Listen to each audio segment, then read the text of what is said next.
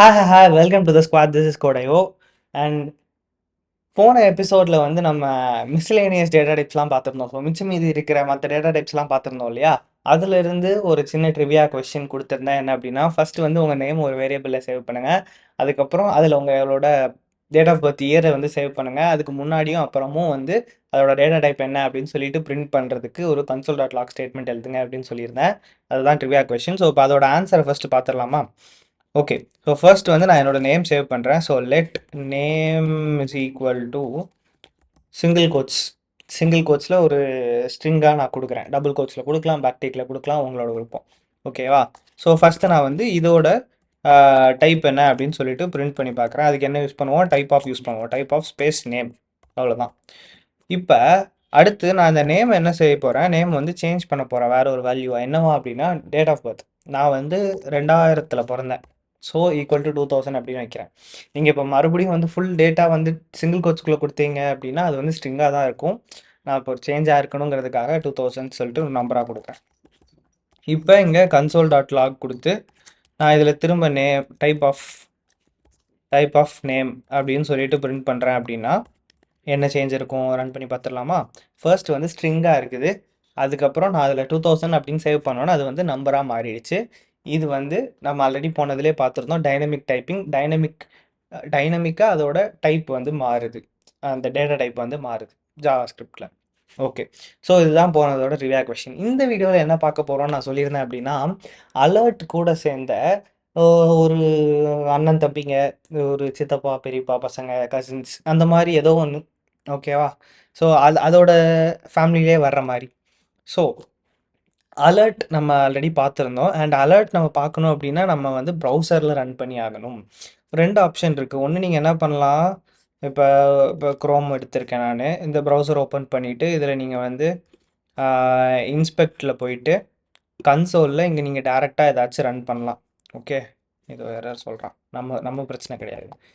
இந்த இடத்துல நீங்கள் ஒரு அலர்ட் அப்படின்னு சொல்லிட்டு கொடுக்குறான். ALERT அலர்ட்டில் hi this is an alert அப்படின்னு கொடுக்குறேன். உங்களுக்கு இது கண்ணு தெரியாதோ? தெரியும், கொஞ்சம் ஜூம் போகும். ஓகே, இப்போ நல்லா தெரியும்னு நினைக்கிறேன். ஸோ இப்போ அலர்ட்டில் ஹாய் திஸ் இஸ் அன் அலர்ட்னு கொடுத்து என்ட்ரு அடிக்கிறேன். இந்த மாதிரி கன்சோலில் டேரெக்டாக அடித்தாலும் நம்மளுக்கு அவுட்புட் வரும். இந்த வட்டம் போட்டு ஸ்ட்ரைக் அவுட் பண்ணியிருக்கிறத அடிச்சிங்கன்னா கன்சோல் கிளியர் ஆகிடும். அதில் இருக்க அதெல்லாம் தேவையில்லாமல் எரர்லாம் இருந்துச்சுல, அதெல்லாம் கிளியர் பண்ணிட்டேன். ஸோ இதுலேயும் நம்ம அலர்ட் கொடுக்கலாம். இங்கேயும் வந்து console.log, அதாவது அங்கே என்னெல்லாம் கொடுக்குறீங்களோ அதெல்லாம் இங்கேயும் கொடுக்குறோம். நம்ம ஆல்ரெடி பார்த்தது தான். இதுக்கு ஒரு அல்டர்னேட்டிவ் தான் நம்ம வந்து இருங்க பேசிட்டே டைப் படிக்கிறப்ப தப்பாக அடிக்கிறேன். ஐயோ, ஓகே. ஸோ இதுக்கு அல்டர்னேட்டிவாக தான் நம்ம Node.js வச்சு லோக்கலாக ரன் பண்ணுறோம். ஆனால் அலர்ட்ஸ் வந்து அதில் பார்க்க முடியாது இல்லையா? நான் ஆல்ரெடி Node.js இன்ஸ்டாலேஷன் வீடியோலேயே சொல்லியிருப்பேன். அலர்ட்ஸ் வந்து நம்ம Node.js வச்சு பார்க்க முடியாது. ஸோ அதே மாதிரி ப்ராம்ப்ட்டும் வந்து நம்மளால், ஸோ நான் சொல்லிடுறேன். இப்போ ப்ராம்ப்ட் அண்ட் கன்ஃபார்ம் இது 2 தான் வந்து நம்ம பார்க்க போகிறோம். அலர்ட் கூட அதே மாதிரி உள்ள 2 விஷயங்கள். அதையும் வந்து நம்மளால் Node.js வச்சு பார்க்க முடியாது. ஸோ அதனால தான் ப்ரௌசரில் பார்க்க போகிறோம். ஸோ இப்போ நம்ம இங்கே டேரெக்டாக கொடுக்கலாம். இல்லை அப்படின்னா என்ன பண்ணலாம், ஒரு HTML ஃபைல் நம்ம கிரியேட் பண்ண போகிறோம். இந்த HTML ஃபைலுக்கு பேர் model.html. ஓகே, மாடல்னால் என்னங்கிறத கடைசியாக சொல்கிறேன். இப்போதைக்கு இதை நம்ம ஸ்டார்ட் பண்ணுறோம். இதில் நான் என்ன பண்ணுறேன், சும்மா ஒரு HTML. உங்களுக்கு தெரியும் ஆல்ரெடி HTML எப்படி எப்படி என்னென்னலாம் பண்ணணும் அப்படின்னு சொல்லிட்டு நான் சொல்லணும்னு அவசியம் இல்லை. இல்லைன்னா நம்ம HTML டுட்டோரியல் இருக்குது, HTML ஃபுல் கோர்ஸு, அதை போய் வேணால் பாருங்கள். டைட்டில் மாடல் பாடி. ஓகே ஃபைன், இருக்கட்டும். நான் அதில் எதுவும் பெருசாக எழுத போகிறதில்ல. இப்போ நான் கடைசியாக என்ன பண்ண போகிறேன், ஸ்கிரிப்ட் டேக் போட போகிறேன். ஸ்கிரிப்ட் டேக்குள்ளே தான் நம்ம வந்து ஜாவா ஸ்கிரிப்டை கொடுப்போம். கொடுத்துட்டு நான் ஃபஸ்ட்டு இது ரன் ஆகுதான்னு சொல்லி செக் பண்ணுறதுக்கு ஒரு அலர்ட்டை போடுறேன். Alert this is an alert. இதை விட ஒரு என்ன சொல்ல, லாஜிக்கே இல்லாத ஒரு எக்ஸ்ப்ளனேஷன் கொடுக்க முடியாது. அலர்ட்டில் அலர்ட்டுன்னு பிரிண்ட் பண்ணுறோம். ஃபைன், க்ரோமில் ரன் கொடு. Okay, this is an alert அப்படின்னு சொல்லிட்டு அந்த அலர்ட் ஸ்க்ரீன் வருது. அண்ட் நீங்கள் டைட்டில் பார்த்தீங்கன்னா இங்கேயும் மாடல் அப்படின்னு சொல்லிட்டு செட் ஆயிடுச்சு. ஃபைன். ஸோ இந்த ஹெச்டிஎம்எல் இது ஒர்க் ஆகுது. இந்த ஸ்கிரிப்ட் டாக்குள்ளே நம்ம என்ன ஜாவா ஸ்கிரிப்ட் கோட் எழுதினாலும் எக்ஸிக்யூட் ஆகும்.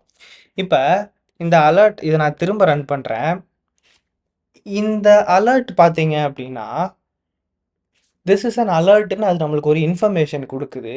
ஆனால் உங்களுக்கு இருக்கிற ஆப்ஷன் என்ன, ஓகேன்னு கொடுக்கறது மட்டும்தான். இதை தாண்டி உங்களால் வேறு என்ன பண்ண முடியும், எஸ்கேப் பண்ணால் அமுக்கலாம். அது எஸ்கேப் அமுக்குனா போக முடியும். ஆனால் இதில் வந்து வேறு எந்த விதமாகவும் இதில் இன்ட்ராக்ட் பண்ணுறதுக்கு வழி இல்லை. ஒரு இன்ஃபர்மேஷன் நம்மளுக்கு கொடுக்குது, நம்ம அதுக்கு பதிலுக்கு வந்து சரி ஓகே அப்படின்னு சொல்கிறோம். அவ்வளோதான் நம்மளால் சொல்ல முடியும்.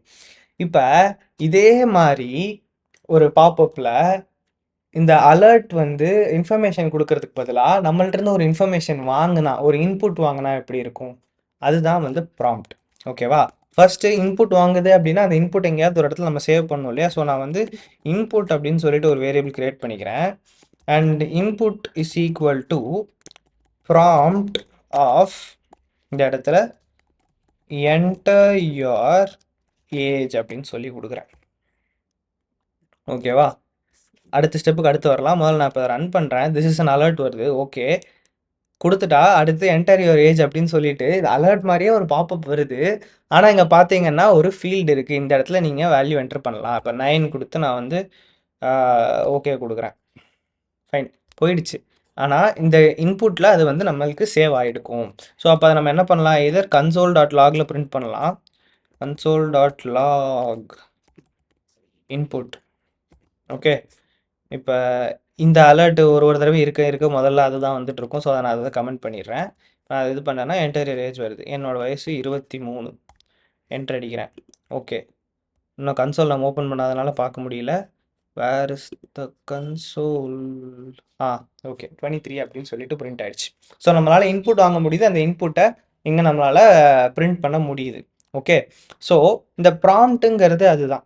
அலர்ட் வந்து எப்படி வந்து ஒரு இன்ஃபர்மேஷன் நம்மளுக்கு கொடுத்துச்சு, அதுக்கு ஓகே அப்படின்னு மட்டும்தான் நம்மளால் சொல்ல முடியும்.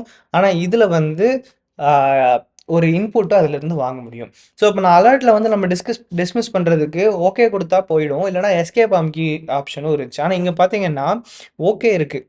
ஓகே, ஸோ இப்போ நான் வந்து 34ன்னு அடித்து ஓகே கொடுத்தேன்னா அது வந்து இன்புட்டை வாங்கிக்கிது, சேவ் பண்ணுது. ஆனால் அதுக்கு பதிலாக நான் கேன்சலும் கொடுக்கலாம். கேன்சல் கொடுத்தா பார்த்தீங்கன்னா நல் அப்படின்னு சொல்லிட்டு வருது. ஓகே, அதே மாதிரி எஸ்கேப் அமுக்குனா அப்படின்னா அப்பயும் வந்து நல் அப்படின்னு சொல்லிட்டு பிரிண்ட் ஆகுது. இந்த இடத்துல நம்ம என்ன பிரிண்ட் பண்ணியிருக்கோம், இன்புட் அப்படிங்கிற வேரியபிளை பிரிண்ட் பண்ணியிருக்கோம் கன்சோலில். ஸோ நீங்கள் ஒரு வேல்யூ அடித்து ஓகே அப்படின்னு சொன்னீங்க அப்படின்னா அந்த வேல்யூ வரும். இல்லை எதுவுமே அடிக்காமல் ஓகேன்னு சொன்னீங்கன்னா ஸோ அப்போ அது என்ன எடுத்துக்குது அப்படின்னா அது ஒரு எம்டி ஸ்ட்ரிங் அப்படின்னு சொல்லி எடுத்துக்குது. ஸோ அதில் வந்து ஒன்றுமே இல்லாத ஒரு பிளாங்க் ஸ்ட்ரிங்னு எடுக்குது. அதனால தான் இந்த இடத்துல பிளாங்காக பிரிண்ட் ஆகுது. இப்போ நான் வந்து உங்களுக்கு டைப் இதோட டைப் என்ன அப்படின்னு சொல்லிட்டு பார்ப்போம். ஓகே, சேவ் பண்ணுறேன். சேவ் பண்ணிட்டேன்.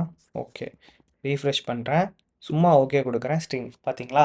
ஸோ நீங்கள் ஒன்றுமே கொடுக்காம ஓகே அப்படின்னு கொடுத்தீங்கன்னா ஒரு பிளாங்க் ஸ்ட்ரிங் வந்து இதாகுது. ஏதாச்சும் ஒரு நம்பர் டைப் பண்ணுறோன்னு வச்சுக்கோ. இப்போ நான் 23 அப்படின்னு கொடுக்குறேன். அப்பயும் அது ஸ்ட்ரிங் அப்படின்னு தான் எடுக்குது. ஏன்னா இந்த இடத்துல அதுக்கு நீங்கள் என்ன கொடுக்குறீங்களோ அது ஃபுல்லாக இன்புட்டாக வந்து ஸ்ட்ரிங்காக தான் வாங்குது. ஸோ இப்போ இந்த 23 ஸ்ட்ரிங் இல்லை, இதை நம்பர் நம்ம மாற்றணும் அப்படின்னா அதுக்கு கன்வர்ஷன் பண்ணணும். ஸ்ட்ரிங்லேருந்து இன்ட் கன்வர்ஷன். அண்ட் அதை வந்து நம்ம நெக்ஸ்ட் எபிசோடில் பார்க்கலாம். ஸோ இந்த இடத்துல நம்மளுக்கு தேவையானது இதுதான். ஸோ கேன்சல் அமுக்குனா ஆப்ஜெக்ட் அப்படிங்கிற டைப் வருது. ஆப்ஜெக்ட் டைப் நம்ம போனதுலேயே சொல்லியிருந்தேன். ஆனால் ஆக்சுவலாக அதில் ஸ்டோர் ஆகிருக்கிற வேல்யூ என்ன அப்படின்னா அந்த டைப் ஆஃப் எடுத்துகிட்டு நான் வைக்கிறேன். கேன்சல் கொடுத்தா நல்லு தான் வருது. எஸ்கேப் அமுக்குனா அப்பயும் நல் தான் வருது. வேல்யூ என்டர் அடித்தா அந்த வேல்யூ அதில் ஸ்டோர் ஆகுது. அது நம்மளால் பிரிண்ட் பண்ணி பார்க்க முடியுது. ஸோ இதுதான் வந்து ப்ராம்ப்ட் அப்படிங்கிற பாப்அப். இதில் வந்து நீங்கள் இன்புட் ஏதாச்சும் வாங்கிக்கலாம். ஓகே, இன்புட்டை வாங்கி நம்ம அதை வேரியபிளில் வச்சு அது வேறு எது நம்ம ப்ராசஸ் பண்ணணும்னா பண்ணிக்கலாம். இப்போ இந்த ப்ராம்ப்டில் என்டர் யுவர் ஏஜ்னு சொல்லிட்டு நான் ஒரு ஸ்ட்ரிங் அனுப்பியிருக்கேன். அந்த ஸ்ட்ரிங் தான் வந்து அந்த இடத்துல நம்மளுக்கு காட்டுது இல்லையா? என்டர் யுவர் ஏஜ்னு சொல்லிட்டு நான் அங்கே கொடுத்த ஸ்ட்ரிங் தான் வந்து இங்கே நம்மளுக்கு காட்டுது. அதுதான் சொல்லி நம்ம இன்புட் வாங்குகிறோம். இப்போ இந்த ப்ராம்ப்டில் இது மட்டும் தான் வேல்யூ கொடுக்க முடியுமா அப்படின்னு கேட்டால் இது இல்லாமல் இன்னொன்று கொடுக்க முடியும். இப்போ கமா போட்டுட்டு மறுபடியும் இன்னொரு ஒரு சிங்கிள் கோட்ஸ்குள்ளே நான் என்ன கொடுக்குறேன், 18 அப்படின்னு கொடுக்குறேன். ஓகேவா? இதுக்கு முன்னாடி என்டர் யுவர் ஏஜ்னு ஒரு இன்புட் வச்சுருந்தேன் அந்த ப்ராம்ப்டில். இப்போ என்டர் யுவர் ஏஜ் கமா 18 அப்படின்னு சொல்லிட்டு 2 கொடுத்துருக்கேன். இப்போ என்ன ஆகுதுன்னு பாருங்கள். சேவ் பண்ணிட்டேனா? Okay, run. பை டிஃபால்ட் அதில் வந்து 18 அப்படிங்கிற வேல்யூ வருது. ஸோ இந்த ரெண்டாவதா நம்ம அந்த ப்ராம்ப்ட்டுக்கு கொடுக்குற ஒரு வேல்யூ இருக்கு இல்லையா, இங்கே இங்கே நம்ம ரெண்டாவதா ஓகே. இப்போ நான் வந்து அங்கே போகிறேன், ஏன் இங்கே திரும்ப திரும்ப வருது அப்படின்னா, இந்த ஜாவா ஸ்கிரிப்ட் எக்ஸிக்யூஷனை வந்து இது பாஸ் பண்ணிடும். இந்த மாதிரி ஏதாச்சும் ஒரு இது ஓப்பன் ஆச்சு அப்படின்னா, இந்த மாதிரி பாப்பப் ஓப்பன் ஆச்சுன்னா ஜாவா ஸ்கிரிப்ட் எக்ஸிக்யூஷன் அது பாப் பண்ணிடும். அதனால திரும்ப திரும்ப அங்கேயே வருது. அதை பண்ணுற வரைக்கும் நம்ம வேற எதையும் இதை பண்ண விடாது. ஓகே. ஸோ இப்போ என்டர் யுவர் ஏஜ் அப்படின்னு சொல்லிட்டு பக்கத்தில் நான் கொடுத்துருக்கேன். இதுக்கு பேர் வந்து டிஃபால்ட் ஆர்குமெண்ட் அப்படின்னு சொல்லுவோம். ஆர்குமெண்ட்னா என்னங்கிறது நம்ம ஃபங்க்ஷன்ஸ் பற்றி பார்க்குறப்ப பார்க்கலாம். ஆனால் நீங்கள் இதுலேருந்து புரிஞ்சுக்க வேண்டியது என்னன்னா, என்டர் யுவர் ஏஜ் அப்படின்னு சொல்லிட்டு வருது இல்லையா ஒரு ப்ராம்ப்ட்டு, அதில் அந்த நம்ம இன்புட் கொடுக்குற இடத்துல டிஃபால்ட்டாக இந்த வேல்யூவை வந்து வச்சுக்கும்.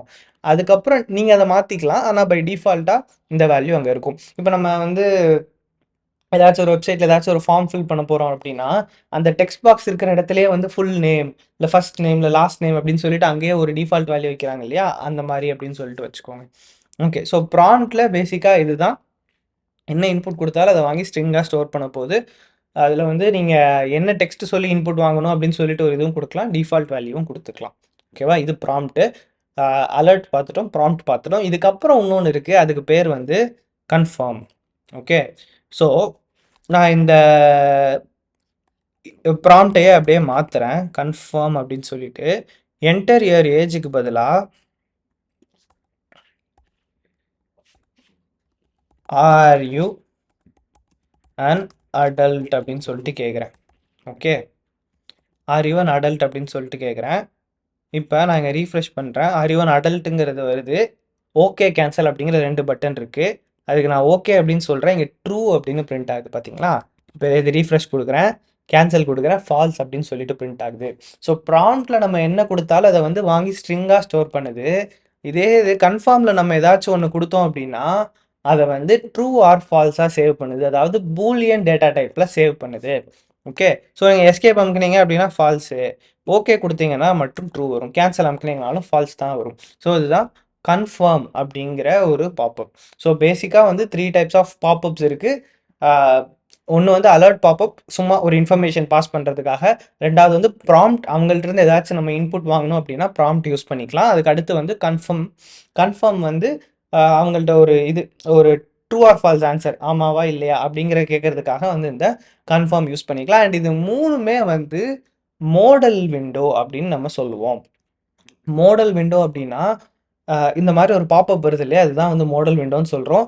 அண்ட் இந்த மாதிரி ஒன்று வந்துருச்சு அப்படின்னா உங்களால் அந்த பேஜ்லேயே வேற எதையுமே ரெஸ்பாண்ட் பண்ண முடியாது. இப்படி ஒரு பாப்அப் வந்துருச்சுன்னா அந்த பேஜில் பின்னாடி என்ன இருந்தாலும் அதில் உங்களால் ரெஸ்பாண்ட் பண்ணவே முடியாது. இந்த பாப்அப்க்கு நீங்கள் முதல்ல ரெஸ்பாண்ட் பண்ணிட்டு வந்தால் தான் அடுத்து நீங்கள் என்ன நடந்தாலும் பண்ண முடியும். So model window. அண்ட் இது வந்துருச்சு அப்படின்னா ஜாவா ஸ்கிரிப்ட் எக்ஸிக்யூஷன் அது பாஸ் பண்ணிடும். அதுக்கப்புறம் இருக்கிற எந்த லைனும் எக்ஸிக்யூட் ஆகாது. இதை நீங்கள் ப்ராசஸ் பண்ணி முடிச்சிட்டீங்க, இதுக்கு ஓகே கொடுத்துட்டீங்க, இல்லை கேன்சல் கொடுத்துட்டீங்கன்னா தான் அடுத்த லைன் ஆஃப் எக்ஸிக்யூஷனுக்கே போகும். ஸோ இதுதான் உங்களுக்கு புரிஞ்சிருக்கும்னு நினைக்கிறேன். இப்போ இதை வச்சு ஒரு சின்ன ட்ரிவியா கொஸ்டின் உங்களுக்கு. ஸோ தொடர்ந்து வந்து 2 மாடல் விண்டோ எழுதுகிற மாதிரி ஒரு கோட் எழுத போகிறீங்க. ஃபர்ஸ்ட் மாடல் விண்டோவில் வாட் இஸ் யுவர் நேம் அப்படின்னு சொல்லிட்டு கேட்க போகிறீங்க.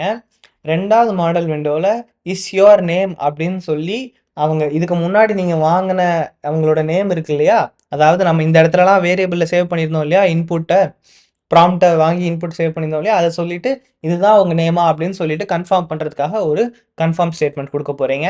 சிம்பிளான இதுதான். அந்த நம்ம படித்த 2 மாடலையும் சேர்த்து வந்து கம்பைண்டான ஒரு டாஸ்க்கு. இது நீங்கள் பண்ணுங்கள். அடுத்த வீடியோவில் இதோட ஆன்சரையும் டைப் கன்வர்ஷன்னா என்ன அண்ட் அதை எப்படி பண்ணலாம் அப்படிங்கிறதையும் பார்க்கலாம். டாடா.